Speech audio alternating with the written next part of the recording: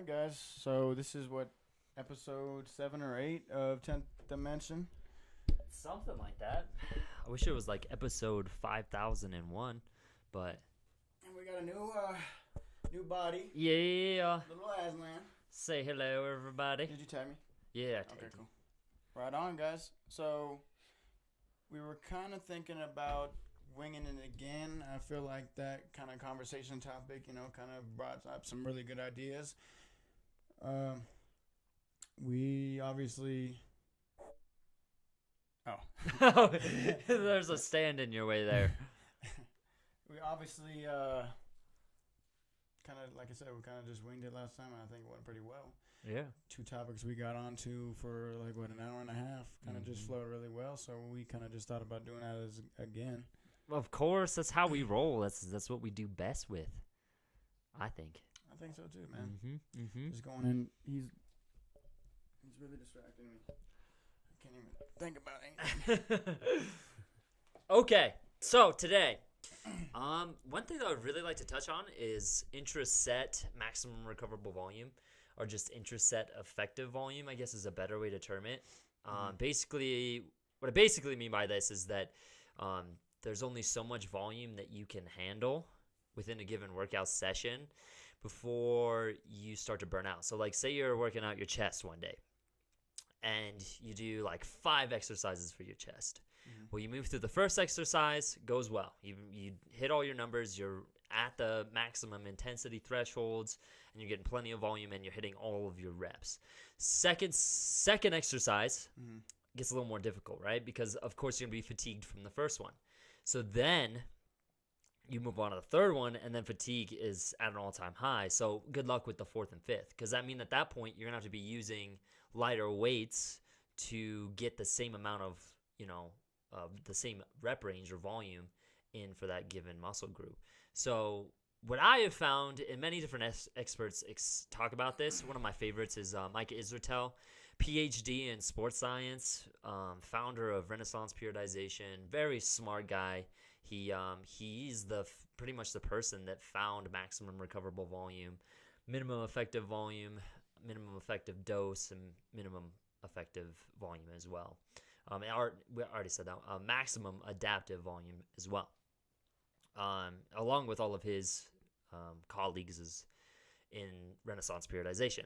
Anyways, he says it's about 10 sets that an individual usually burns out. Another individual that examined this, and he's been doing a lot of high volume studies, is James Krager. He's the founder of Weightology. It's a great research-based website subscription where you get access to all of the studies that he's running and meta-analyses that he does, so on and so forth. So anyways, they say it's about 10 sets per muscle group, and usually everything after that is junk volume, like just it's volume where you're just moving the weight and going through the motions, and it's not really stimulating much growth. And I think that one that's interesting, because bro splits, if you look at a normal bro split chest day, how many exercises are in one chest day for a bro split? There's about 6 or 7. Yeah. And so at that point you have to ask yourself, am I doing too much volume for a given muscle group in one day? And then are you losing anything by working over 10 sets? Because that doesn't to me that doesn't make any sense, because I feel like the more that you break down the muscle, the more that you gain. Yeah, but you see what I'm saying? Yeah, so I can see what you're saying there, where you're just keep fatiguing more and more muscle fibers. But based off of just the principle of overload, there's a certain point where if you are not applying that, so the maximum threshold for intensity to actually stimulate growth, and this has been found in many different research papers and by many different guys with PhDs and way smarter than me. Man, I hate when people are smarter than me. It pisses me off. Yeah. Anyways, what these guys found out was that when you do an exercise, it should be over about 60% of your 1RM, right? So 60% is about that cutoff point for that intensity threshold. If it's below 60%, then you're not getting the amount of stimulus to produce growth. So say you do let's just go with the chest day. Everybody's favorite day, International Chest Day. So you do bench press first. Then you move on to, say, an incline dumbbell bench press. Then you move on to a cable fly. And then you do some weird isolation exercise where you have bands on a dumbbell and you like roll them across the floor or some crazy stuff like that. So anyways, those last two exercises, if you're doing like 5 sets of each exercise, you do 5 sets of bench presses, and then you move on to 5 sets of incline bench presses with dumbbells. Good luck with your flies, right? Because it's going to be brutal. It's going to be tough, and it's going to be hard for you to maintain that ball or that intensity threshold of 60%.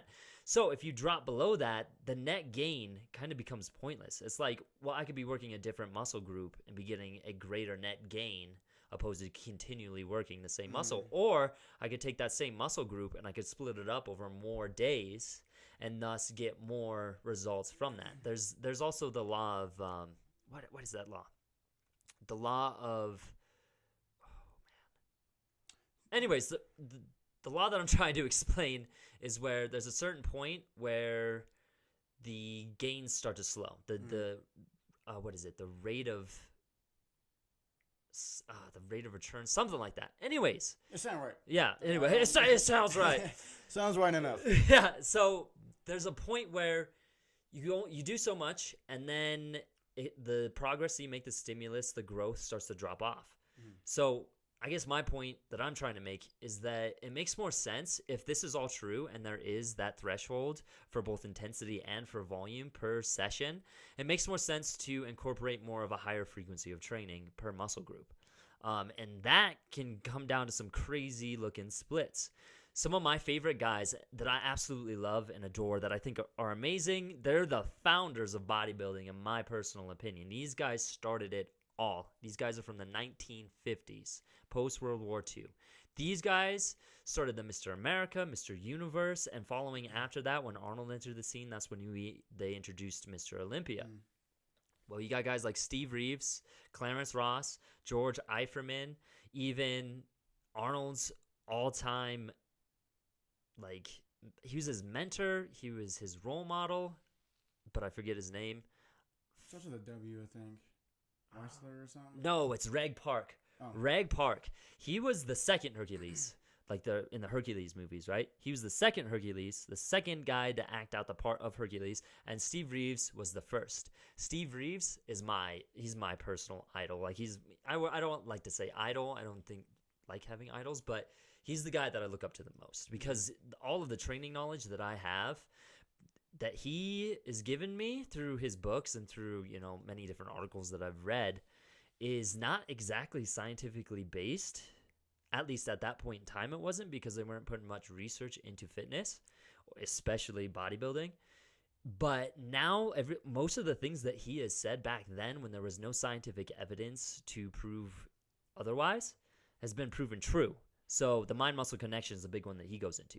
And for the mind-muscle connection, what he talks about is you just sit in a chair, you don't move, your hands are on your laps, your feet are planted flat, or your hands are on your laps, your hands are on your lap, and you just sit here.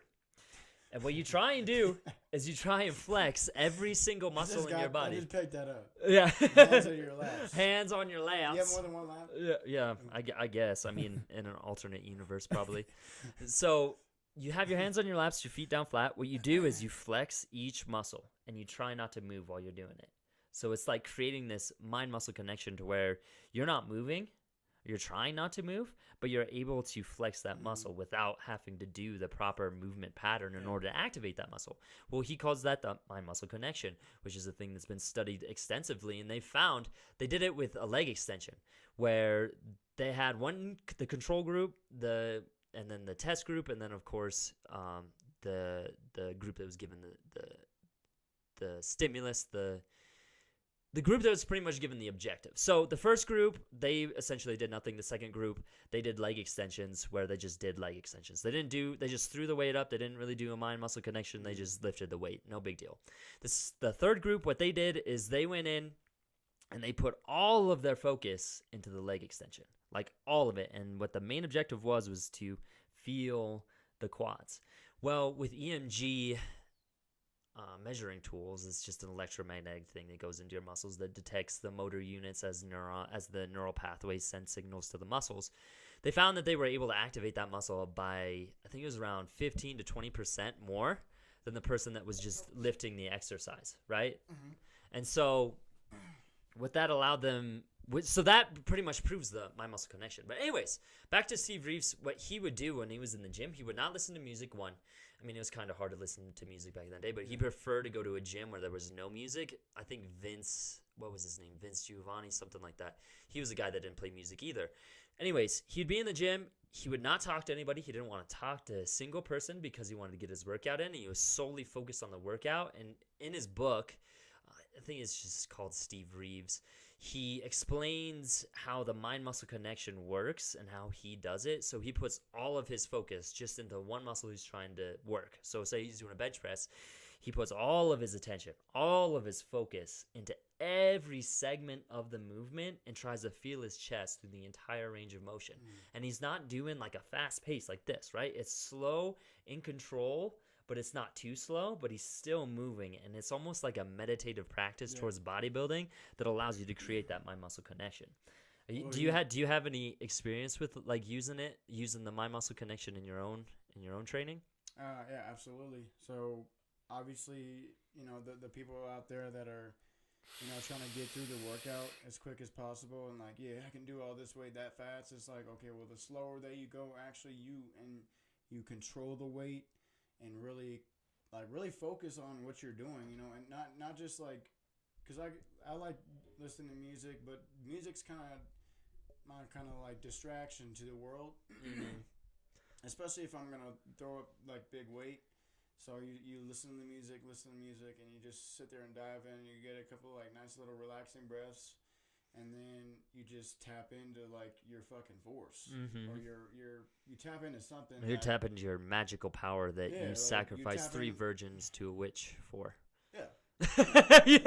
I don't know about that far, but you tap into something that's like, deep within you. I mean, I don't know if everybody has it, but I feel like I do, and that's what I tap into to not only like in the gym, but like my outside life, bro. If like somebody cuts me off, you just tap into that like.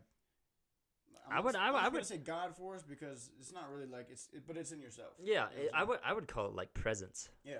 Like where everything very present in the moment kind of thing. Yeah. And like all your thoughts just melt away and you're just kind of there. So and not even big way, but at the same time, it's like I feel like if you're not present at the moment. Like today, like personally, I was not present there. I was worrying about other things, I got a lot of things on my mind. I'm there. I'm just literally, like I did lats. I basically just did lats today, and I was not present. And I'm like, why am I here? Mm-hmm. And so you start like kind of veering off to different like lanes, and like you start thinking about other things while you're lifting. And it's like, okay, well, sometimes you just need to like take that moment and be like, okay, I'm here at the gym, at the moment. Mm-hmm. Don't care about anything else because the outside world is going to be there when you want it, or not when it's ready. Yeah, when you're ready to step out of the gym, yeah, exactly, when you're done with your workout. So I try to be present any time that I can, Bo. So. Oh yeah, for sure. I feel like presence is definitely like. Have you heard of Eckhart Tolle? Mm-hmm. Yeah, so he talks about that. Yeah. He's got that little like bowl that he rings. It's like bing. And it like rings on forever. It's supposed to bring you into the present moment or whatever. But the present moment, vibrations. Yeah, it's just that vibrational frequency in the brain. I like listening to I think it's beta waves. Yeah, I think it's binaural beats. That's what it is. Binaural beats. So it's basically kind of like that frequency and it's that sustained noise. It's kind of like an like you like it's there, but it's not there. Yeah, kind of. I mean, I could play some right now if my phone wasn't over there. But anyways, what's awesome about that is that it gives your brain something. I guess it's kind of like riding a wave. Like, it gives your brain something to Like a ride on it, meditative state. to calm you down a little Yeah. bit. You know, it's like when you go into a spa and they have that calming music on with like like a yoga or something. waterfall or something crazy like that. Mhm. It just allows you. It gives you something to hang on to allow yourself to move into that present moment, if you Yeah. will. I mean, a lot of this is gonna sound woo woo, because I mean, of course, it is kind of woo woo. Woo, But that's an interesting word yeah, for that. yeah, woo woo, esoteric. So I mean, I feel like when you're trying to get in it, because your phone is always present. You know, like you already. I mean, there's always some problem in your life. that Oh, you there's feel- always distractions Yeah, everywhere. distractions all over the damn place, and somebody cut you off that day, or but sometimes you just gotta appear within yourself and be like, okay, well, you know what, I'll just let that go. Oh yeah, for sure. That's hard Mhm. because not a lot of people can do that. Mm-mm. Not a lot of people can be like, you know what, he just cut me off. Maybe he's having a bad day. Yeah. Maybe he, he just broke up with his wife, or maybe he's late for work. Mm-hmm. You know what? It's not that big a deal, it really isn't. No. I found that when it comes to trying to be like present, the more you try and force it, like, I'm gonna be present right now. Mhm. I'm gonna be present right now. When is it gonna happen? I want to Yeah. be present right now. It's like you can't force it. It's something that you have to gradually move into, right? It's almost like surrender. In my It really in is. my personal Yeah. opinion, it's almost just like, okay, this is the situation, and I surrender to it. I'm Wow. angry. I surrender to that anger, and I'm just going to let it run its course. And I mean, that's it. And I think that's a very valuable tool that anybody could really use, because it's a huge stress reliever. Yeah. Because not even in the gym. It's like it's everywhere. daily life. Yeah. I feel like once you, not even like, I think, yeah, surrender is a perfect word to that. And that means basically, like, whether it be your God, whether it be your inner self, like whatever people are doing nowadays, surrender to that and just kind of find Smoke your this moment. weird mushroom. Smoke a mushroom? When you smoke mushrooms. That's not how you do that? Oh, man, I've been doing it wrong this whole time. What's been going on in your neck? Dude, this whole time I've been tripping. Like this freaking banner in front of me is Sheesh. Pittsburgh Steelers. I feel Coming like out the woodworks. I'm going into the logo, and the stars are like sparkling in the logo, you know? I'm sorry. Today's a difficult day. We lost a really good member. His name was John. You couldn't see him on the podcast. You really couldn't, because he's imaginary, but he was still real. Yeah. Real to you. He's present now. Yeah, he's present right As now. we're talking about present. Yeah, he's standing outside the door. I can feel him. Breathing on my neck now. That's really weird. He didn't even have to open the door. Maybe he's not an imaginary friend. Maybe he's a ghost. That's it. At There that you go. point. At that 10th dimension, man. Yeah, We're in the facts. 10th dimension. Hey. Anything is possible. Even ghosts breathing on your neck. So the present moment is amazing. Yeah. Have you ever like been out and you're socializing with all these people and having a great night, and you meet this one cool person, you talk to this really hot girl, you go and talk to this group of friends, and you're just in it. You're just in the flow, right? Mhm. You're just feeling it. Everything is awesome. Everything's working out perfectly. They call it like a flow state in some different areas. It's not really, like I said, it's esoteric. It's woo-woo.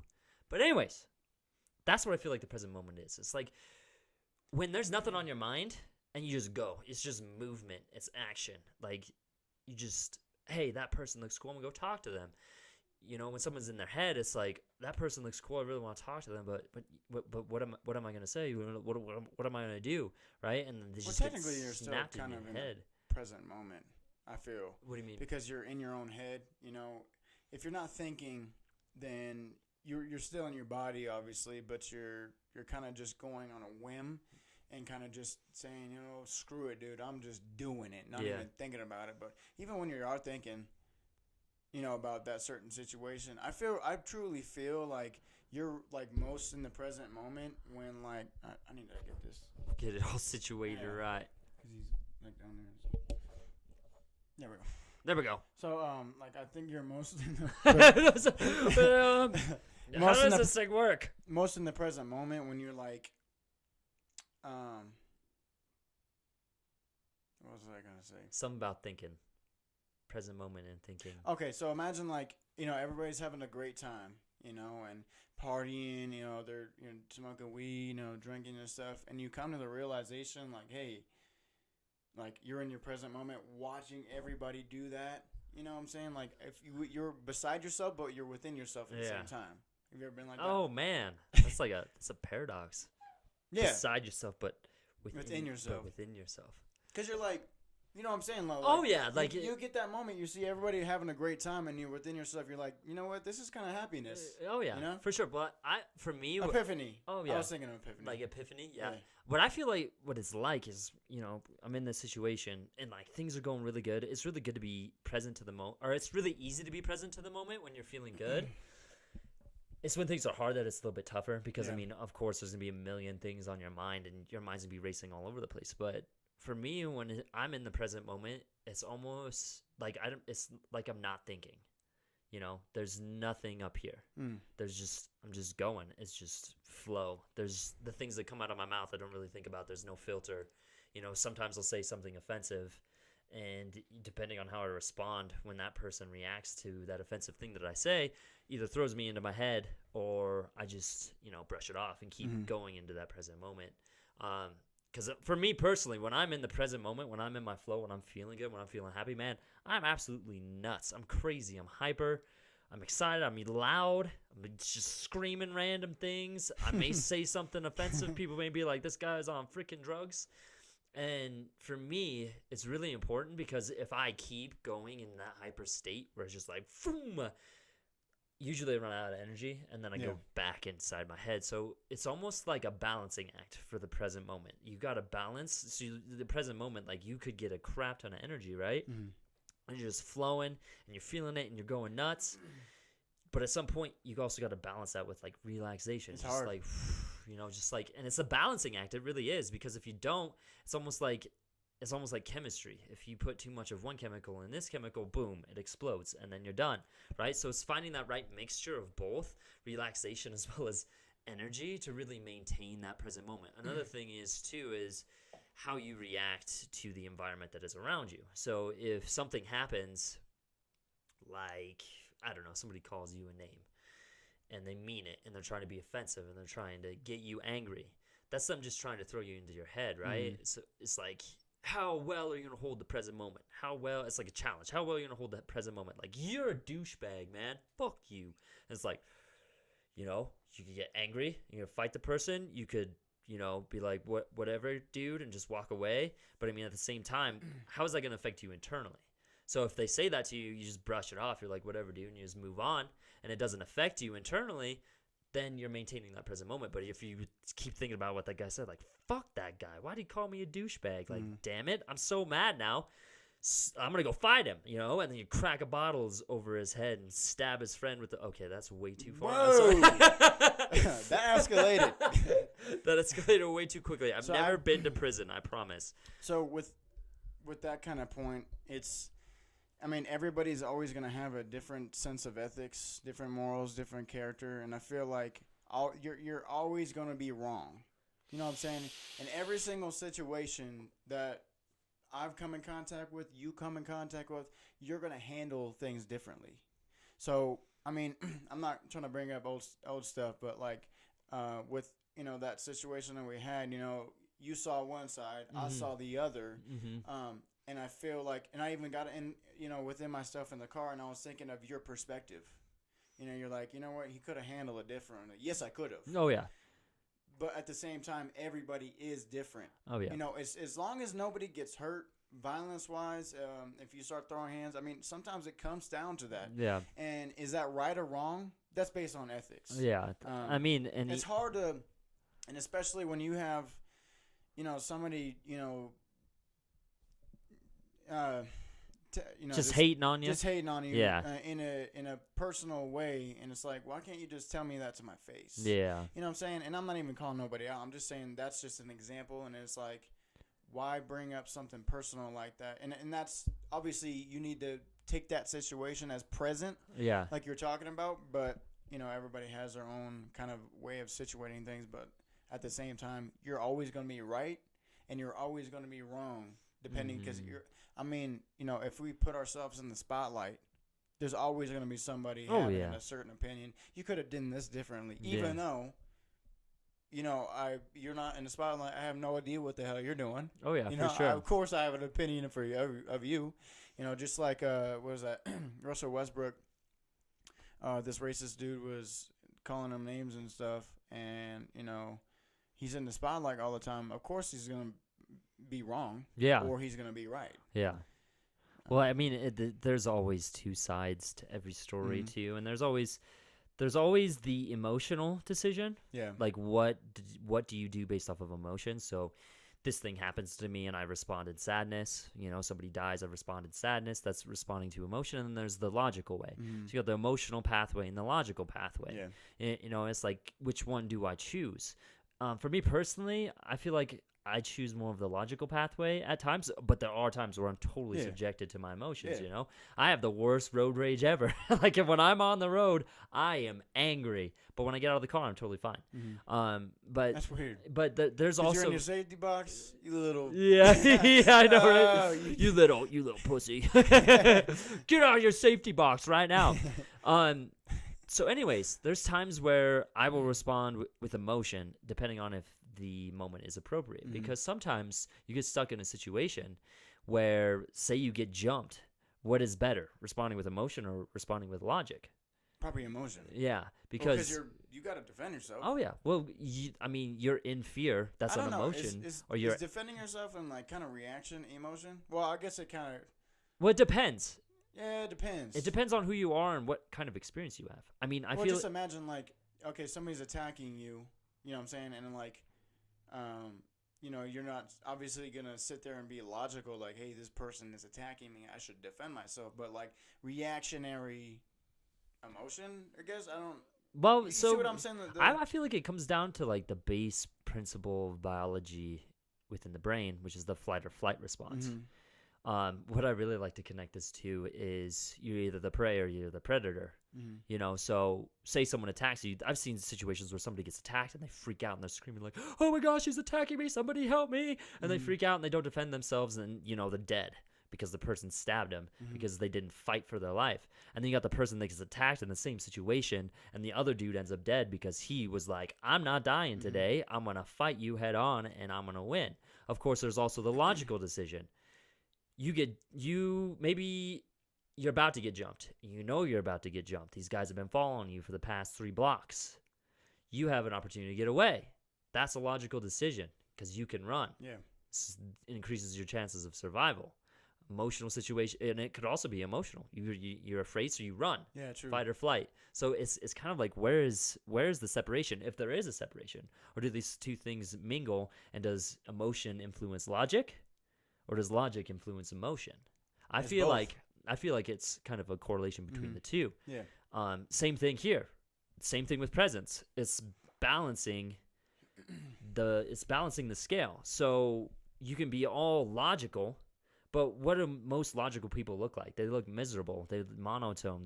The light in their eyes is dead. Mhm. It's like, Well, because and that truthfully, I mean, that's me in most cases because I do like to see the bigger picture because oh yeah, that's just me. Mhm. Like I want to be able to kind of conclude an outcome like during movies. I want to know the ending before the ending. mm-hmm. And obviously that's not the best way to live because you're not really living in that present moment, enjoying, appreciating things. the very thing. Yeah, and so like when and this is just me, and I know myself too, and it's like I want to see the negative side of things. I do. Oh yeah. I think that's the problem with a lot of people. I mean, Yeah. for me personally, I see the downside to a lot of things Yeah, as well. exactly. Well, I mean, if somebody's doing something like I don't know, I'll just give you a metaphor like pharmaceutical drugs. Like Yeah. I want to see the bad side of that. Do they help people? Yes, they do, but they also kill millions of people. Yeah. So it's like, okay, I guess obviously that's logical, but I'm not living in. I have to literally like manipulate myself to be happy sometimes, and it kind Yeah. of sucks because like I want to see the big picture in a lot of things, and it's like, you know what? Don't even think about that. Mm-hmm. Like I spent a whole year doing a bunch of research on a lot of things, a lot of negative things, and it's like, you get caught up in that negative bubble where you just Mhm. want to like preach to people, hey, why can't you see that negative? Yeah. But it's like, why, obviously you want people to know some information, but at the other end, it's like, why do you want them to be negative with you? Yeah, exactly. Why do So- you want to feed people negativity? Yeah. Kind of deal. I mean, another thing with logic and emotion too is you could also look at like logic being more of a masculine characteristic. Males, and this can be a mix of both males and females. I mean, I've known plenty of females that are way more logical than they are emotional. So I mean, it just depends. This is something that I think David Detta talks about. I think that's what his name is. He's like a spiritual guy. He has a bunch of books out on like meditation, the superior way of the man. But he talks a lot about masculine and feminine energy. Masculine energy is like a striving, logical person. And a lot of males have this where we just are thinking through situations. We want to solve things. We want to fix problems. That's just how we work. Females on the other side, they want to calm things. They want to soothe things. They want to take care of things. They want to, be the caretaker, the nurturer.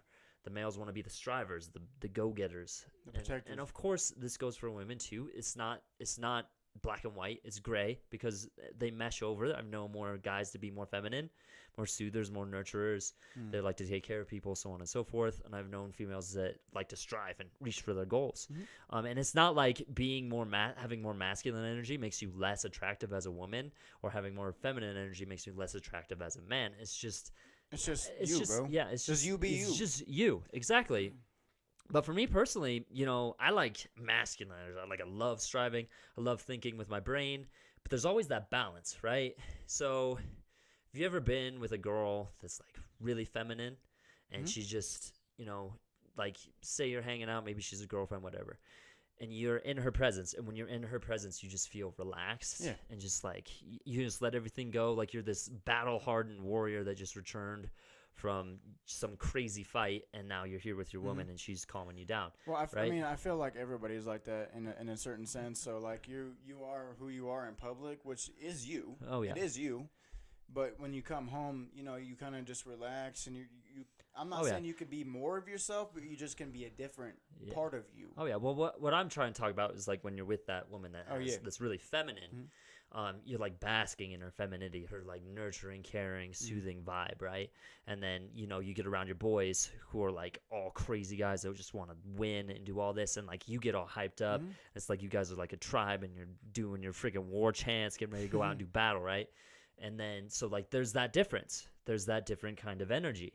And so for me personally, I think that when you want to find a superior way, you know what you are dominated by, what energy you're dominated by, right? So for me, it's masculinity, it's striving, it's knowledge, it's figuring things out, it's picking things apart, it's understanding things, it's reaching for more and doing more and achieving. So for me personally, I know that that's up there. Now, how is my femininity struggling? We could even disassociate the two words, because those could potentially be labels that turn people away. I know when I hear feminine, I'm like, I'm not feminine. So we could call it the yin and the yang. Well, so I mean, my kind of thing on that is I don't feel like there's a negativity to being masculine or feminine. I mean, personally, if you're a good person, if you're striving towards your goal, you're not holding anybody down, then it doesn't matter if you're masculine or feminine. You're just you, dude. You know what I'm saying? So like, it's kind of hard to, and people take those words so seriously. It's like, okay, well, just listen to what we're talking about. And it's like, masculinity like just men and women. We have our strengths and our weaknesses. Yeah. It's okay. Men are strong. We're supposed to protect the woman, and that's how I feel a man should do. Oh yeah. I feel a man should protect his woman and his family. Yeah. That's the that's damn me. job. That's me all the time. And I'm not saying a woman is less. Yeah. Just because you don't have that job doesn't mean you're less of a person. Oh yeah. And it just because you're cooking at the end of the day doesn't mean you're less. That's nothing. Yeah, and I mean it could go the other way too. You could have the woman that's the protector of the family, and the man that's the staying home cooking the dinner. I mean, if you guys are happy, do it. Yeah, it goes both ways, and you'll always find that you're attracted to that opposite energy of whatever you're dominated by. So back to the point I was trying to make with masculinity and femininity. So I'm dominated by masculinity, right? How many times have we gone on topic? I know, right? So anyways, I'm dominated by masculinity. So how much of an imbalance is there with my femininity, with my like feminine side, and with my relaxation, my ability to take care of myself, to take care of others, to just nurture myself and those around me. How much is that suffering when my masculine energy is just charged up all the way? Mm-hmm. So when your masculine energy, I feel like when I'm on that like masculine path where I'm just charged up and I just want to strive and I want to learn more, there's a part of me that feels like a little sad. You know, it's I don't want to say, I wouldn't say sad. For me, it's more anger. It's more like a burning passion, and anger may not even be the right label for it.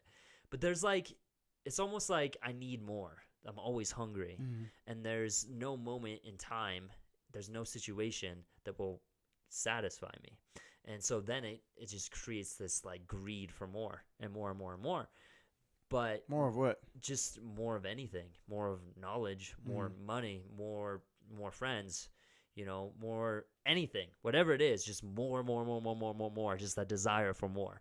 And I feel that I suffer when that is at the tippy top. And it's not a bad thing to reach for more. No. But at what point does your happiness suffer because you're not, you know, taking care of your feminine side? You're not taking care of that femininity. So if you can, like, you know, I mean, not necessarily balance it all the way out to where it's just like straight energy all the way across, but to where you can, like, you know, maybe take up meditation, maybe do something that's a little more relaxing, like yoga, you know, make sure that you have quality time with your girl, you know, relaxing and doing whatever it is that you need to do, just let go of everything.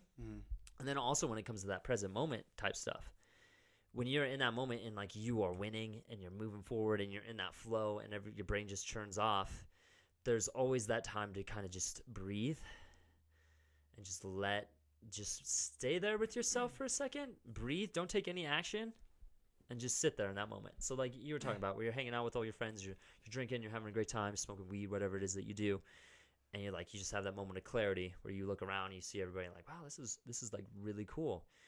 That's a good moment. Just take it all in and not even try and attach a label to it. Like, this is cool or this is awesome. Don't even try and do that. Just stay with it as long as you can. Or even that, like, and I feel, in the summer times, I'll go hiking once in a while up at Estes Park. Oh, hell yeah, dude. And like, you just take it all in. You're like,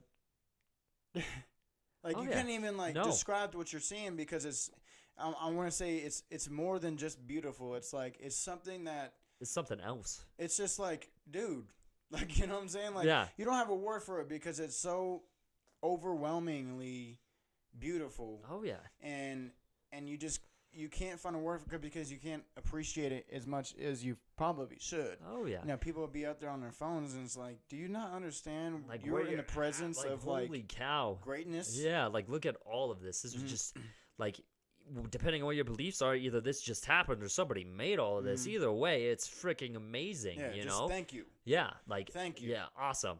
Like, whatever happened with all of this, thank you. Awesome. And but yeah, in that, and I really do like hate putting labels because, you know, I mean, I got pink earrings, dude. You know, but does that make me feminine? No, it doesn't. I mean, it just, and like I said, I like seeing the bigger picture. And when somebody's like, "Why do you have pink earrings, bro?" I love pink, bro. Yeah, I love it. Were you like thinking of a situation where somebody said that to you? Yeah. Yeah. Like, what are you, gay or something? I'm like, yeah. Because I got pink earrings on. Like, oh, you're expressing your feminine side. You know what? You know when they started introducing pink as a feminine color? When they started making Barbies pink. Yeah. Yeah. I mean, even before then, men were wearing pink like it because it's what? Not a masculine color? Yeah. I don't understand that. Yeah. I really don't. Who put that label on there exactly. in the first place? You're following everybody else's footsteps before you without even thinking. Yeah. It's like you're just following the well-trodden path in fear of taking your own. Do I believe that boys, if my son grows up, I want him to play football, baseball, basketball, get into music, you know, whatever he's interested in. And I'll fall victim to this, not even victim. It's just like, you know what, I want my son to be a, you know, little boy, little man that's going to grow up to take care of his family as well. But does that mean if, you know, he turns out the way that I don't want him to, means he's a bad person? Absolutely not. No. He's going to be himself. Yeah. And does that make me more disappointed in him? No. I'm going to be proud of him no matter what he does. Oh yeah. You know? You just, I mean hopefully, even if he's not a homeless person. But yeah. at the same time, like, you know, and if his thinking is like, you know what, I just don't want to succumb to the man. Yeah. You're up there, bud. Yeah, go you know, for you're it. really thinking about what you're doing in life. Mm-hmm. And a lot of people that don't understand, like, you know, the drifters and the travelers and the people that don't have homes because they didn't fall victim to you know, being a slave to credit card companies, mortgages, and debt. They didn't become a slave to that. They're looked down upon. I just don't understand that. Oh, yeah. Well, I feel like you should, if I were to have children, this is what I would want from them. Whatever it was that they were doing, whether they were a janitor, whether they're the president of the United States, yeah, I want children to be president. Watch out. You don't even know what's coming. 10th Dimension Podcast. Said 10th it Dimension first. Podcast. In case you guys didn't realize, we tell the future. My children will be president. And when I say my children, they're Siamese twins, and they're president. What's up? 2 ties in the White House. Gonna have to get 2 chairs in that Oval Office, mofos. But anyways, if I had children, what I would ultimately want from all of them, if I had 20,000 or just 2. 20,000 is a lot. I'm like Genghis Khan over here. He has like half the world. Right? I know, right? I think there's like over a I think it's over half the population in Asia has some sort of genetic component of That's his ridiculous, in their dude. DNA. Anyways, for my children, what I would want is I would want them to be absolutely 100% engaged with whatever it was that they were doing, whether it was janitor, whether it was president, whether it was desk job, just 100% engaged, right? Just there, you know, like doing their thing. What I kind of want to comment on that is like, your job isn't you. You know, and I just was thinking about this the other day. I'm like, you know, Olive Garden. This is just. I'm not a server. Yeah. You know what I'm saying? Like that yes, doesn't define you. Yeah, exactly. Yeah. I don't wait tables. This is not me. Like I'm not a waiter. Like I just slap something on my forehead, say I'm a waiter and I serve people. No, I'm not. I'm not a soldier. You know, there's a person behind that title. Oh yeah, I feel like that whole like diagnostic of people, that whole I can't think of the right word for it. If you're cleaning up shit for a living, who gives a crap, man? Yeah. Like, truthfully, if you're a good person, doesn't matter what you do. Yeah, exactly. You know, if you're working at McDonald's or if you're working at Olive Garden, if you're cleaning toilets or if you're a mechanic, if you're a bad person, then you're a bad person. I don't like you. Yeah. You know what I'm saying? If you're going to do misdeeds and be dishonest with your customers or anything like that, it's like, I like this person that's a good person that's a McDonald's cashier than a damn lawyer that's a terrible person. Yeah. You know what I'm saying? So. Oh yeah. And that's how I rate people. Oh yeah. You know, if like I said, bro, you can't judge somebody just based on their title. Oh yeah, for sure. And then there's also morals that come into play too, because everybody has different morals. You know, the drug dealer could be seeing himself as somebody that gives love to the people through his drugs. Yeah, true. Look, I help how people. do you think silly goes? Yeah, exactly. And so it's like, I help people because I help them let go of the stressful world and help them just go into a place that's outside of this and help them escape, even though, I mean, in the long run, they're really hurting them. Well, people can manipulate themselves to think that they're doing something great when they're doing something terrible in the kind of community sense. That's why when, you know, there's mass shootings and stuff, you're like, well, this dude's a bad person. Yeah, he is a bad person. Obviously, that's kind of obvious, but he doesn't know that. Yeah. Everybody in the world thinks they are a good person. Mm-hmm. You know, the people with the pharmaceutical companies that are killing millions of people, making a lot of money, think they're helping people. That's why they do it. Oh yeah. You know what? You know the Columbine shooting? Yeah. You know what was one of the most messed up things that one of those kids said? He said this: "You guys will never forget us. You will always remember us through the history of time. You will never ever forget us." Mm-hmm. It was the motivating factor that made that I feel set all of these shootings into motion, because they said that one statement. Has anybody forgotten about Columbine? Hell no. Has anybody forgotten about the guys that did Columbine? Hell no. So now every person that does do a mass shooting has that in their head. They won't forget about me. But because that person in that specific situation is somebody that's, you know, ignored, that's alienated from society, and they feel like the only way to get everybody's attention is just mess it up, you know? Well, that's their kind of like, you know, note in history as being that person. I don't have no idea what their names are, but I do know of Columbine. Yeah. but it is different in other countries Oh, yeah. where they don't have such social media influence that, you know, if somebody does something funny on the internet, they're famous. Mm-hmm. If somebody does a mass shooting, they're famous in America. What I'm talking about, if Or like there's, Momo. you know, there's like a bunch of bombings. You know, they're not famous. Mm-hmm. What they're making famous is their religion, Yeah. and in a radical form of that Mhm. religion. Mhm. So Oh wait, and it happens. not even everywhere. radical, just it's radical. Yeah. Oh, it's radical. Oh yeah. I mean, and it goes in all religions too. I mean, back. Well, just think of this, like in the Christianity that we have today. You know, obviously Jesus, he didn't kill anybody. Yeah. And the Christians, quote unquote, that think they're Christians, that are killing hundreds of people because they don't follow their religions, those aren't Christians. Yeah. Those are But- absolutely not Christians. Because they what? Believe in Jesus and stuff and think that everybody else needs to die because they're not Christian? Oh yeah. That's not Christianity.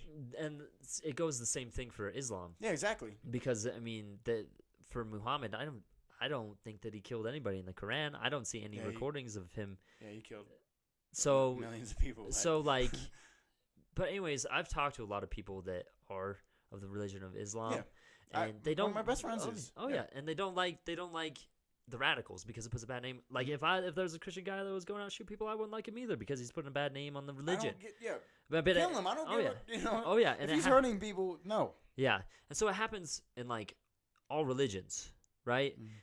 So back on to the topic of going like viral. Yeah, we need to. With like the Columbine shooting. Now we've got Momo.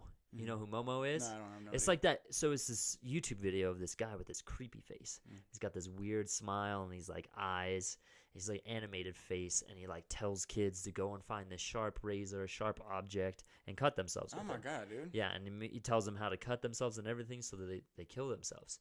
And so that one thing right there just freaking pissed people off. You know what the funny thing was? What people should have done and what they did not do, and what I should have probably not even, I should have mentioned him here.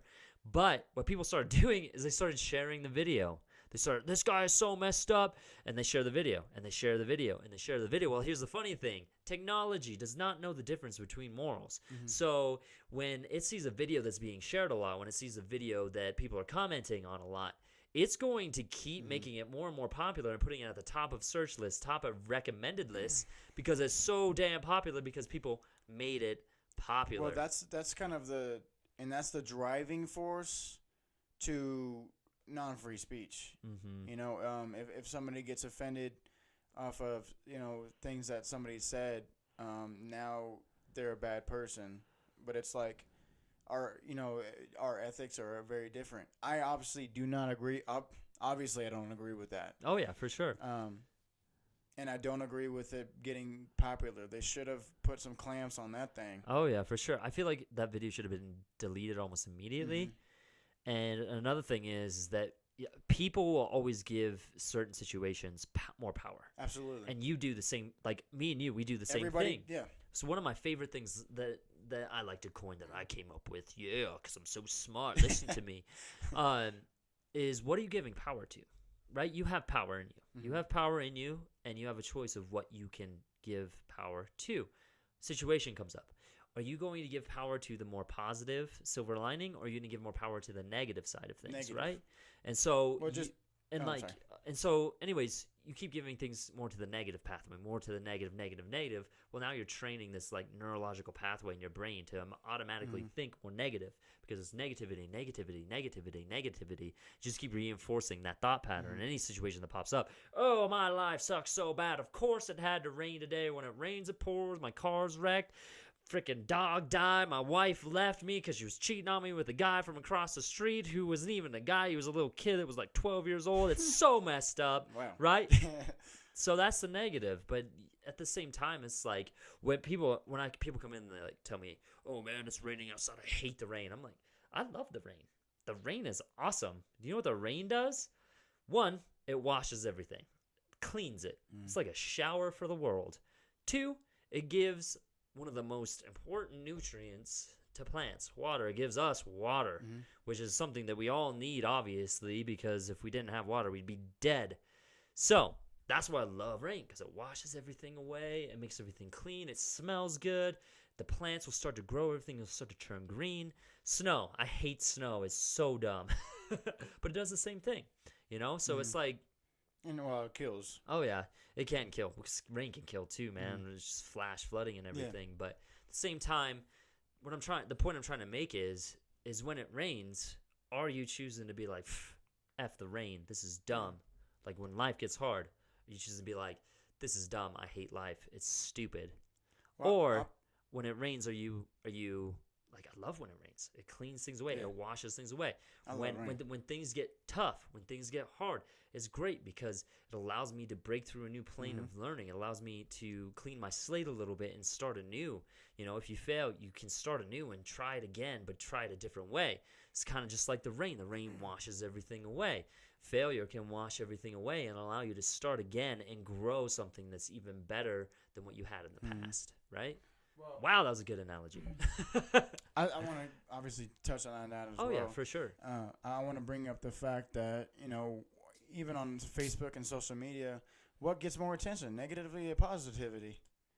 You're going to share negativity all day long. But if you see Momo, and then your brain is going to react to that and then put it on the app. Mm-hmm. You know, when you see, you know, an old lady getting walked by her young grandson across the street, that's not going to get, you're just going to be happy for the second and then keep scrolling. Mm-hmm. So really, what we were talking about last week was the AI and stuff that's learning us better than we know ourselves. Yeah.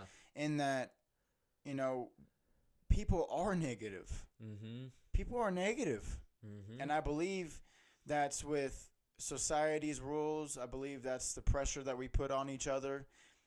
In other countries, look at the main driving forces. They're negative. Like one of the biggest ones is the news. One of the biggest ones is, sorry, old people, but older people, because my day was way better than today's world. Today's world's going to shit. Back in my day, that kind of talk, what does that do for the next generation? Makes them think negative, right? So sorry, I didn't mean to interrupt. I don't personally think it makes them think negative, but it's just like, you know, the people that are retired and, you know, their health, not good health or anything like that, sometimes it is hard to see the bigger picture and see the bright side of things because you're cooped up in your house all day long. You know, all you do is see negativity if you're going to watch the news all day. Just to point that out, it's like, I mean, that's kind of just the broad opinion of that, because obviously there are many positive old people, obviously. Oh yeah, for sure. My grandma, man, my grandma, she's amazing.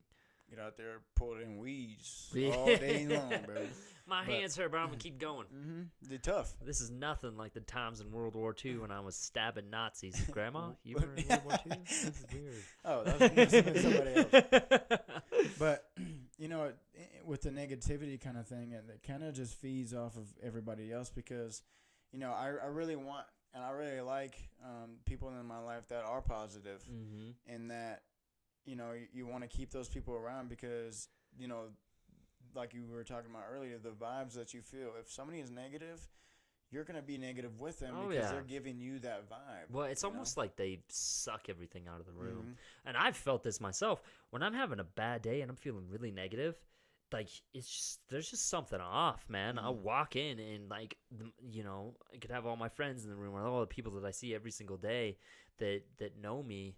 And I walk into that situation and it's like they just avoid you almost. Or if they come close to you, it's almost like they see it. Yeah, it's just like dark and it's heavy. Like the vibe is like heavy. That's what it is. And people don't want to be around that because if they feel way down, feel like they have some sort of burden on them. Or even like at work, at my work, like I know that I get better tips when I'm in a good mood because I'm chit-chatting, I'm chopping it up, I'm, you know, kind of just going with the flow. I'm being more of myself. But when I do have those days where I'm either tired or just not in the mood to just get spit on all day, and it's like the tips are way lower. So like for sure. The day like I'll have like last Saturday I was on like fantastic mood. I worked 4 hours, made $130. You know, and I worked a couple other days on a Saturday. I worked a full shift, only made like $80. I worked 8 hours. So it's like, you give or take kind of those situations. I mean, obviously, you're not always going to be positive. You're not always going to be negative. You're not always going to be neutral. You're not always going to be angry. All these kind of things. We associate anger with negativity. We associate happiness with positivity. But sometimes anger could mean something. Well, I'm not. I see what you mean. I see what you mean. Anger could mean something positive. Oh yeah.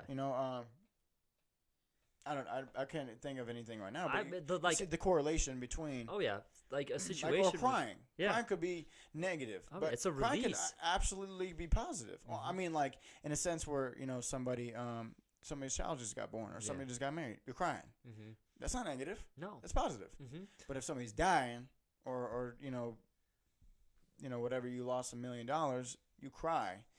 And then that's negative. So, emotions doesn't mean positive or negative. You don't put a label on those as well. Oh, yeah. Well, I would say when you cry when you've lost somebody, I wouldn't say it would be negative, in my personal opinion, because crying is one of these things that just helps you release. Mm-hmm. It helps you release. I mean, for me personally, I'm somebody that bottles things up. Mm-hmm. I don't like to cry around people. So if I'm at a funeral, like this month is the 1 year. So 1 year ago, my buddy Josh, he died from overdosing on heroin. And so I remember a year ago at that funeral, I did not cry. I did not cry at the funeral. I went up to the front. I spoke. I gave my little memoir of him, and told his family how much I appreciated Josh and what he meant to me. And I remember making a promise to him on his grave of how I would ensure that I would try and get as many people to live their dream as possible, because that's what he wanted to do. He wanted to be a rock star and he wanted to, live his dream, but he never got that chance. Mm-hmm. And so the promise I made to him is that I would live my dream and in turn I would help others live theirs.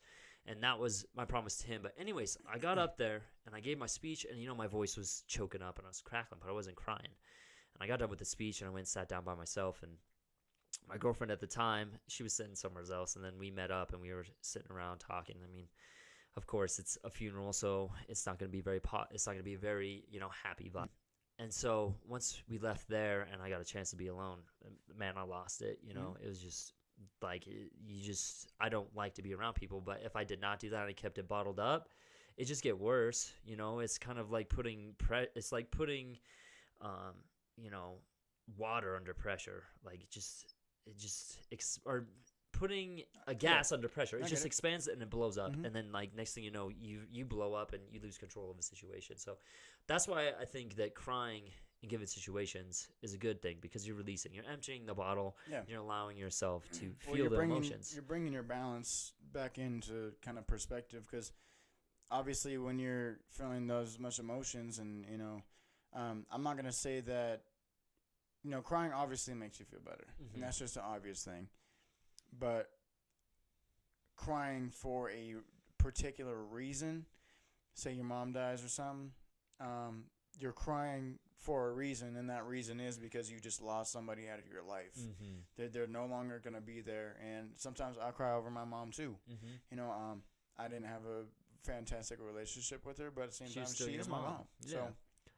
So you just think about the times that you've had a good, think about the times that you've have struggled, but I believe that's the beauty of life, is that kind of punishment and reward, in that you smoke a cigarette, your lungs are gonna hurt, but if you go to the gym or go on a roller coaster, you feel that happiness, and you also feel that emotion. So obviously I believe that's the most beautiful thing in the world, in that there's Cheyenne, Wyoming, and there's Estes Park. Mm-hmm.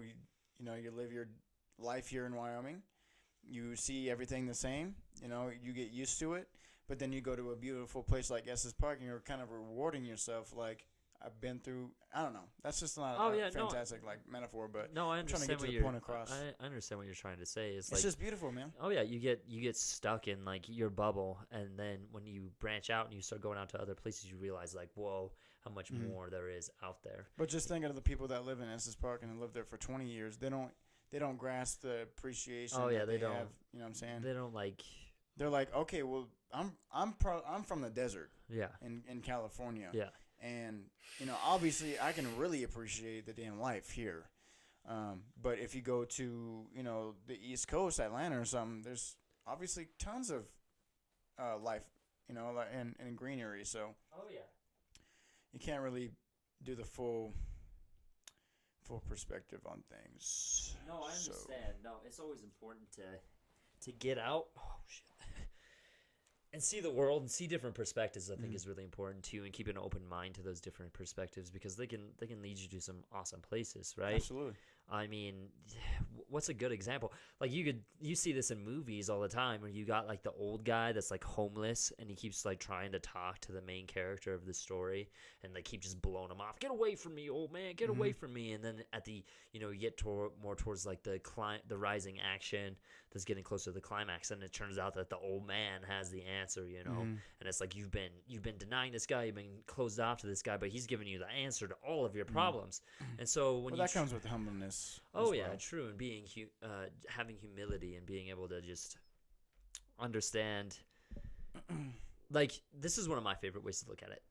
I'm awesome. Like I am awesome. I'm the shit. I'm the coolest guy ever. When I wake up and I'm brushing my teeth, I'm just sitting there. I'm like, fuck yeah, right? But at the same time, I also tell myself this: you don't know nearly as much as you think you know, and you never will. So always, always, always try and learn more from other people, from other resources, from other perspectives. Do not try and look at things black and white.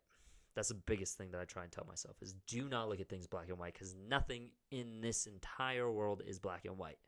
There may be that concept of duality where things swing back and forth, but there is always gray when it comes to fitness. CrossFitters, powerlifters, and bodybuilders, they're all in the realms of fitness. It's not black and white. CrossFit, they start using bodybuilding techniques. I mean, that's something that's becoming more prevalent within CrossFit. You start seeing powerlifters start to use more like ROM WODs, range of motion workout of the day that CrossFitters do. Bodybuilders are incorporating some of the, powerlifter techniques. I don't know if any of them are starting to do any sort of CrossFit type stuff. But, I mean, at the same time, it's gray. You're all doing the same thing, essentially. Your goals are just different. So you're using the same ideas, the same principles, just to get to different places. And that's gray. It's not black and white. It's not like CrossFit gets you this and bodybuilding gets you this. That's not exactly how it works because bodybuilding can get you muscle and then that muscle can make you stronger for powerlifting. Exactly. And powerlifting can get you stronger, which can then allow you to lift more weight, which can give you more muscle. Same thing with powerlifting and CrossFit. Personally, I think CrossFit and bodybuilding are really there's a big difference between the two. There is. There's not much gray area there, but it is still gray. And that can go for life too. It's hard to look at things black and white because that's kind of looking at things with absolutes. Yeah. And only the Sith deal in absolutes. Some Star Wars for you. But yeah, looking at things black and white. I feel like the people that look at black and white, they tend to have that personality like they are always right or they are always wrong. And in that case, because and we obviously we covered it earlier, but there's always going to be people that think that you're right. There are always going to be people that think that you're wrong. But you have to find that within yourself. Like, am I doing the right thing? And if you can convince yourself, and I'm not talking about serial killer, but that's what they do. They convince themselves that God told them to kill all these people, and then you know what? Maybe he did, dude. I don't know, but if you truly believe that, how can we take that away from you? I'm not saying it's right. Oh yeah, no, of course not. You can't take away somebody's ability to feel content with what they're doing in life. Oh yeah, their free and will of choice. I believe that's a beautiful thing. Oh yeah, it really is because if somebody's doing something their way, and they believe it and will be willing to die for it, how can you take that away from them? You can't. No. And here's another crazy thing too to think about is balance. So the greater and the better the world gets. Oh yeah. The worse. The greater, so the better the world gets, the greater it becomes. the worse the worse bad things the worse bad things become. Does that make any sense? Yeah, The because there's so more, much positivity the that more you're thinking that they're.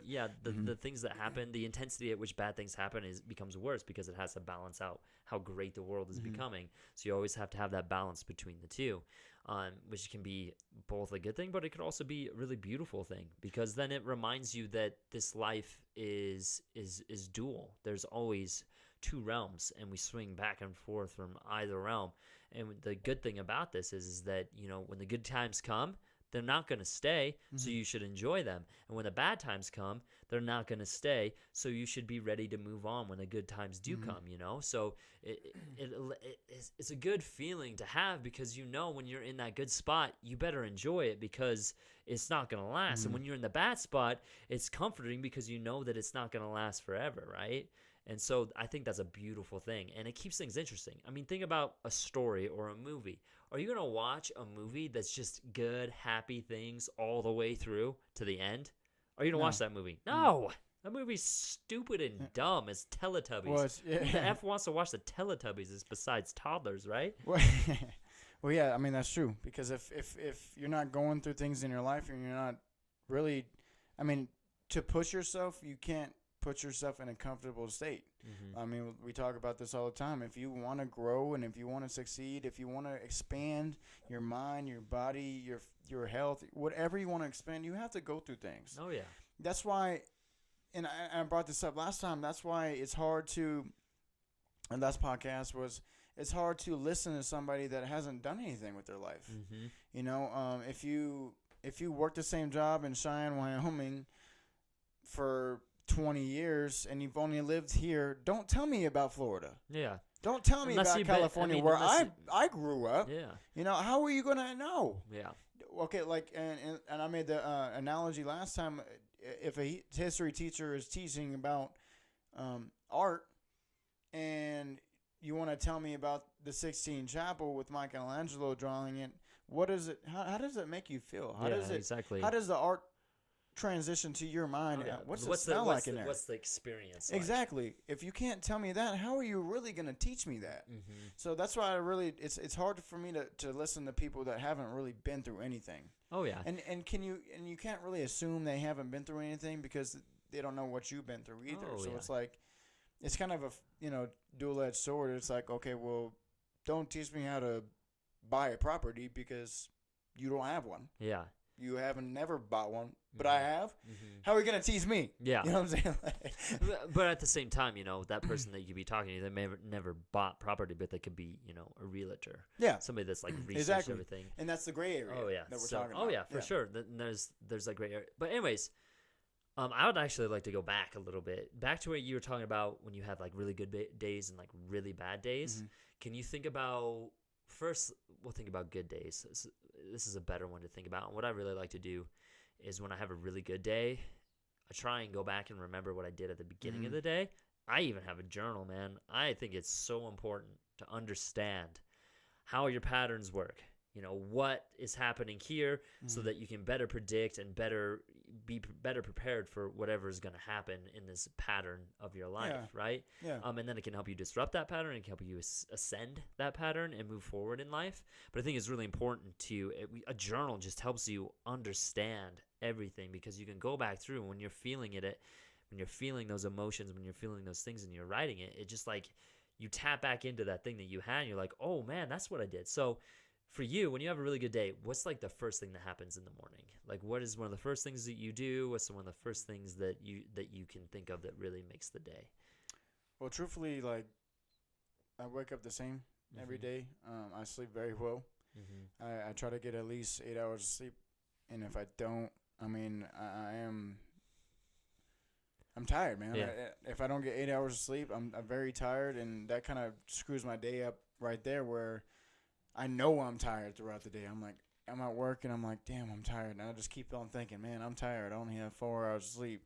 Damn, I'm tired. So it's like you put yourself in that mindset where, like, I know I'm tired. And you keep spinning the wheel. And keep on doing it. So I know myself pretty damn well. I mean, I know myself for 24 years. Yeah, so you should know yourself pretty well. But a lot of people don't. They really don't. No. They don't know themselves. But Well, I know if I come in contact with somebody that gives me, attitude for some reason, or it gives me, or judges me based on what they have no idea of, that pisses me off, and that really does do something to my day, because I'm like, okay, you have no idea who the hell I am. So one thing that I would really like to point out right now is, I feel like a psychologist, but Hey. that's not the thing I want to point out. Was I asked you, what's the good things that happen throughout the day, and what'd you immediately go to? Yeah, negativity. Yeah, Negativity. exactly. So, my recommendation. Because it's so easy to talk about, like, if I'm having a good day, like, I'll try to touch on it again without going to negativity. Yeah, for sure. Try again. It's hard to. What do I do throughout the day? On a good day, I have a good night's sleep. Yeah. I wake up. If I wake up early enough, I'll go to the gym, and that really sets my day up well. I feel great. Workouts get your pump in. You go throughout your day. I serve lunch, and then have a little break. Take a little nap maybe, or go get some lunch, and then have another break. Or no, I'll go back to work for dinner, and then come back home.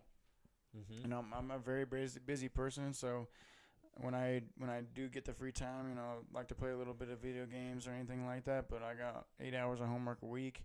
I work 40-hour week, and I have the podcast, got the Big Dreaming coming out. So it's really hard to get in that good positive vibe, because most of the time I can't get 8 hours of sleep. And on the bad days, obviously I already discussed that, was. So yeah. So what do you feel the ratio is for your good days to bad days? Truthfully, like a one, probably half and half. Half and half. So Yeah, you have because just as many good days as when bad days. when you get in a mindset, because I know myself well, and like if something disrupts my day in a negative light, and that's not huge. Obviously, if something is not a big deal, then I'm not gonna make it a big deal. But if say I get in a car accident, that next week is trashed, because I'm just sitting there thinking about finances. How am I gonna pay for this, dude? Like, I'm stressing, like I'm struggling, dude. Like, and it's like you just put yourself in that negative mindset. But then something good happens, and I'll have a good week. So it kind of just goes back and forth, just like life, man. Oh yeah, for sure. How about you? So first, what I would like to say is I would challenge you to like keep a journal, and like for good days and bad days, and just try and figure out like what the pattern is, because when you can figure out what the pattern is and how it works, it can definitely help you kind of incept that day and disrupt the pattern, and actually probably turn it to a better day. I mean, true. It may not be the best day, but it'll be better than your worst days, or it'll be better than just a bad day, right? It just may be neutral, but that's better than a bad day, right? But for me personally, obviously, I've had a very few bad days recently. But at the same time, it's almost like I disassociate myself from myself. Does that make sense? It's almost like it's almost... You're beside yourself. So it's like you got the video game, and you got the player in the video game, and you're playing as the character. So there's the first way where I'm the player in the video game, and all these things are happening to me. It's like, oh my gosh, all these things are happening to me. Or you're the player of that guy that's in the game. That's how I look at it. I'm like, oh man, my character, just broke his foot, and now he's got to figure out how he's going to get all this fixed, and how he's going to raise the money, yada, yada, yada, yada, yada. I'm the player. I got to figure out how to get this guy from point A to point B, right? So I kind of disassociate myself from the bad situation. That's some serial killer shit, bro. I know, right? So I kind of dissiociate myself from myself, but it's not like a full, like, talking in third person all Obviously, the time. yeah. Jacob needs food. Sims. Got the Sims going. Yeah, like, so anyways, I kind of just try and pull myself away from the situation, and kind of like just zoom out and like just look at myself from above, and just be like, this is a situation that this character's encountered. How are you going to solve it, right? And then it allows me to, one, kind of let go of the emotions that surfaced, and just like relax, let go, let things melt away. My day. It's kind of being in the present moment. Yeah, kind you're of talking like about. kind of being like in the present moment. Mhm. Exactly. Sometimes it's really hard because my brain's just like, and all these things are happening. It's like, oh my gosh, why are all these things happening to me, right? The past 2 days have been like that a lot. I've just been in my head because I've been thinking about all these different situations and what I'm going to do with these different situations and how is this going to play out. Instead of just relaxing and be like, it's all okay. You're just playing the game, man. You're just playing the game, and that's it. And you know what? You may die. You don't get to restart, unfortunately, but who cares? You're dead. It doesn't matter. And so that's what I really try and do. But so just to go back to answering your question instead of being like a politician and totally dodging that question like nobody's business. I did too. Yeah. In my own way. Oh yeah. Yeah. I mean, I totally get where you come from. I mean, it's always good to kind of get beside yourself to where you feel like you're not in control. You know. Oh yeah. Because giving somebody else a higher being or giving your whatever you believe in, kind of not the reins, but at the same time, it's like take some pressure off yourself. Mm-hmm. Oh yeah. So anyways, back to my good and bad days. Good and dad days. Good and bad days. So Geronimo just asked how was last Saturday. He also asked something else. For what? Geronimo, is that when you tore your Achilles or partially tore it? So Saturday was the day that I partially ruptured my Achilles. Oh, okay, yeah. From my understanding, it's definitely partial. It may not even be Well, okay, it's definitely ruptured. I'm not even gonna consider it not being ruptured. But Saturday was like surreal almost. When it happened to me, it was the dumbest thing ever. I keep telling people this. I'm gonna make up a new story every single day. Mm-hmm. Every following day that somebody asks me what happened. So like today, I was kicking a lion. Yeah. Yesterday I kicked a bear in the face and he took my Achilles. Today I kicked a dragon in the face trying to save a princess. And then I did another one that was like there was a witch and so I sacrificed my Achilles to save these kids. But anyways, that's unbelievable. Yeah, that was perfectly believable. But the real story sucks because it's so pathetic. I was playing knockout, just basketball, playing some knockout in the new court in Gold's Gym. And so, of course, I have to be one of the first people to succumb to the court and be just freaking destroyed by it. So anyways, I shoot my three-point shot, and I'm like, I'm just hyped up. I'm faster than I've ever been in my entire life because of weight training, because of all the training that I've been doing, and my muscles just wake up. And it's like, holy cow, I've never been this fast or agile or this good at basketball. I'm like, awesome. And so I shoot the shot, and I plant my right foot because it's my power foot, and it's what I drive off of. And I go and push forward as fast as I can. And then it felt like somebody just punched me in the back of the freaking ankle. And I was just like, I stopped and I looked behind me because I thought somebody threw something at me or stepped on my foot or something. I was like, oh, what the heck? And my foot went numb and I tried to step on it. I couldn't step on it, so it just went to the ground. And I was sitting there and I just it was like a present moment type thing. There was nothing on my mind. My mind was erasing. It was just like I'm in a white room. And I'm just sitting there. And there's no sound. I couldn't. It's probably adrenaline. It felt like voices were just muffled, But it was just like that. There's that scene where somebody dies and they're just sucked into the white room. Like Harry Potter's a good one I can think of. He just dies in this white room, and that's what it felt like. And I was like, what? Well, I kind of had a similar one with my ACL because I was playing semi-pro football in Colorado and. Like literally, so the quarterback the center snaps the ball, the quarterback goes over his head. I turn around chasing the ball. I see this dude out of the corner of my eye, going towards the ball. So I'm like, you know what, quarterback in front of me, I'm gonna take this dude out. So I get my helmet under his chin. I plant with my right leg, and it gives, dude. And I feel the instant pop. I go straight to the floor, and truthfully, I mean, I do remember what happened, but you're so not present.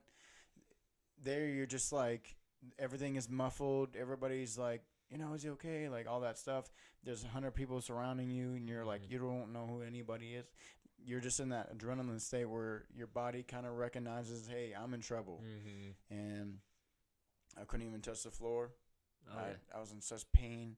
I mean, ACL's a big deal. Oh, yeah, dude. This sucks when you freaking blow an ACL, man. It sucks. So, I mean, I wouldn't know from personal experience. I get what you're saying. Oh, yeah. But anyways, back to answering your question. So, the day proceeds on. I have no idea what just happened, right? I'm like, I think it's my Achilles. I have a pretty good idea that it's my Achilles. I mean, based off of what I know, sometimes knowledge can be a curse. And when you know something's broke, you know.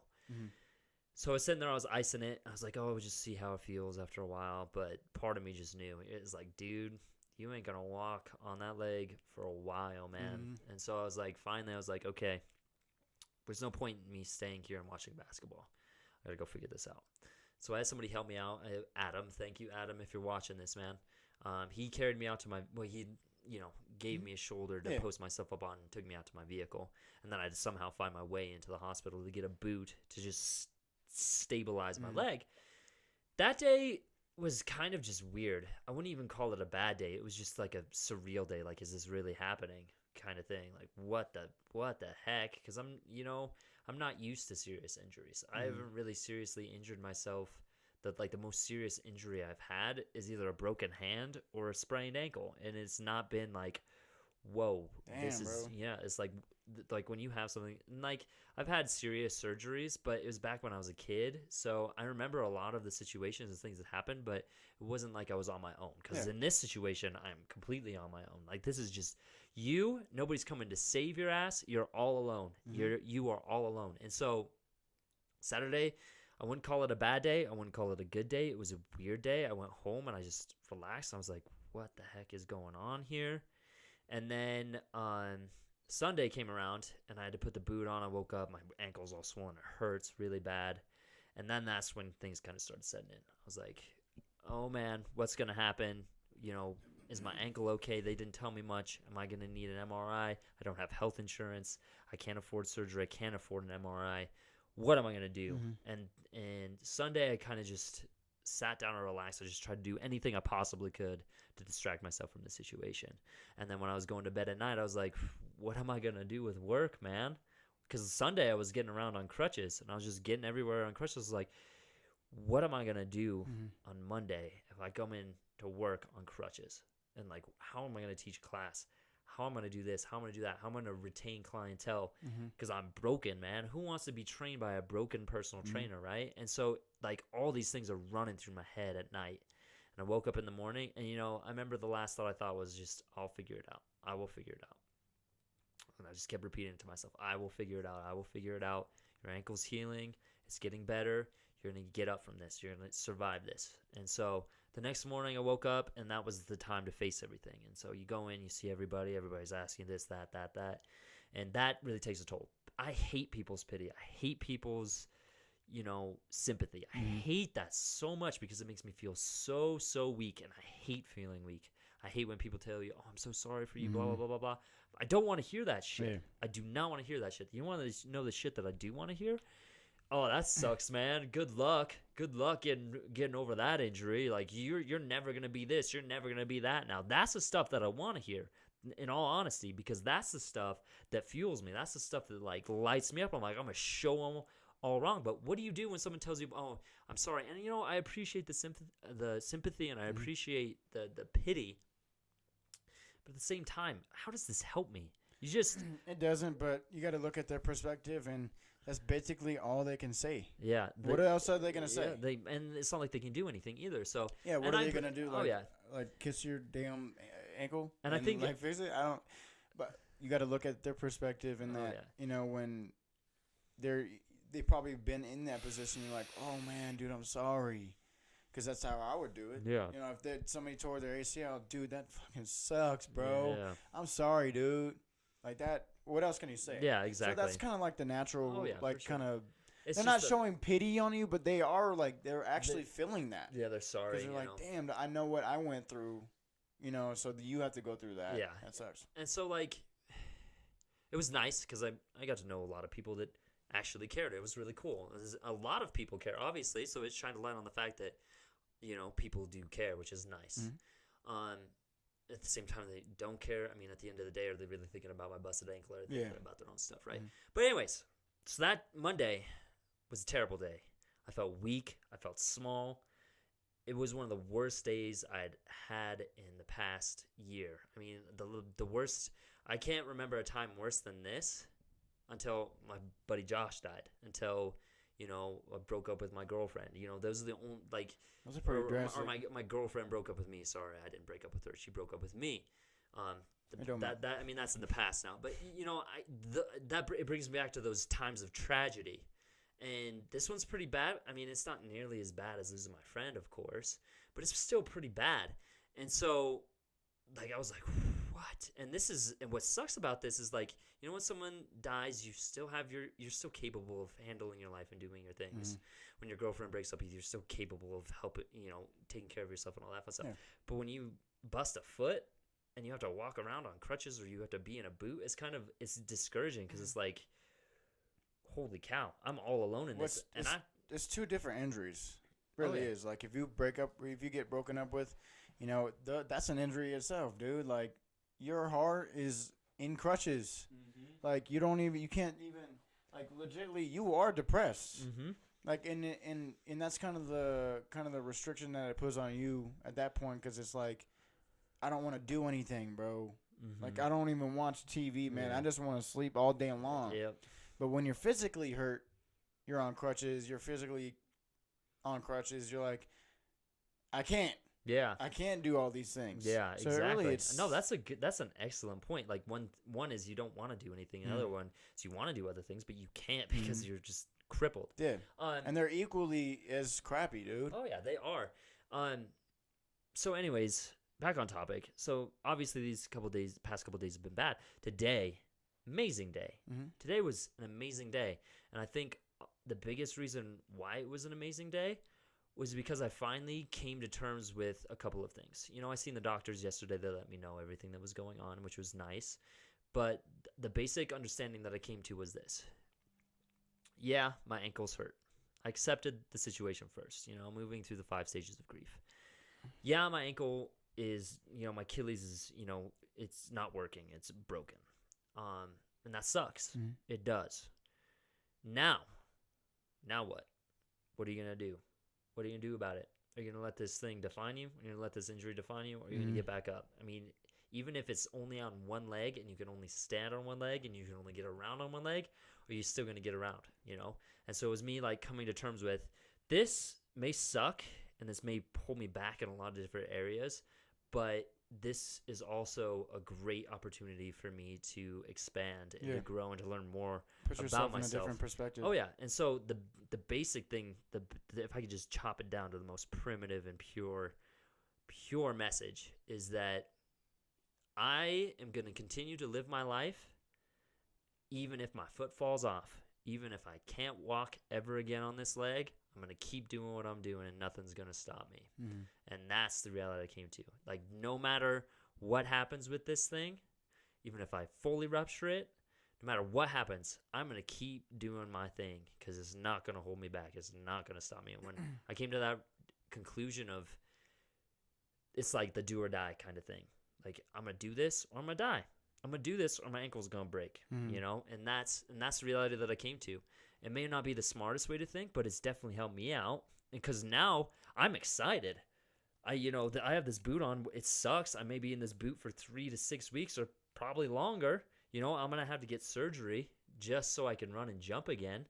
But I'm going to keep doing me. I'm going to keep doing my bodybuilding stuff. I'm going to keep learning. I'm going to keep getting clientele.